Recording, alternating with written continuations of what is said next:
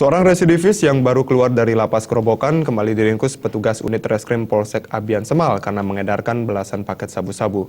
Tersangka mengaku mengedarkan barang terlarang ini di wilayah Denpasar dan Bedugul Tabanan.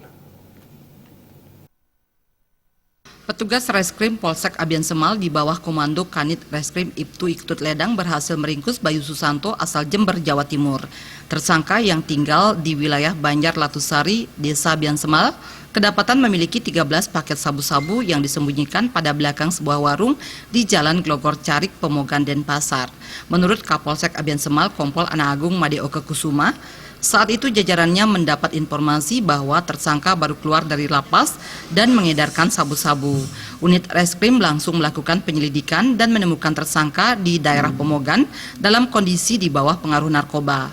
Saat diinterogasi, tersangka mengaku memakai narkoba dan juga menyimpan sejumlah paket sabu-sabu di belakang sebuah warung Jalan Glogor Carik, Pemogan, Denpasar Selatan. Polisi yang melakukan penggeledahan akhirnya menemukan 13 paket sabu-sabu tersebut.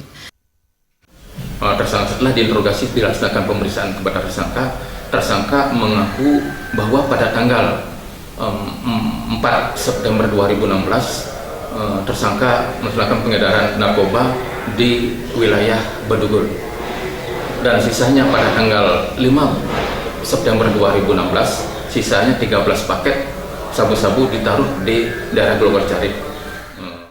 Pria yang sebelumnya juga diringkus jajaran Polsek Abian Semal ini dalam kasus jamret mengaku narkoba itu didapat dari seorang bosnya yang sedang berada di dalam lapas.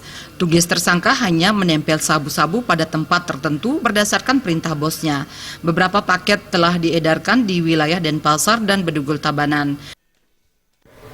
Dengan cara aku masukkan di dalam bungkus rokok, tak bikin alamat, tak saya taruh gitu aja. Iya. Pakai telepon sebelumnya.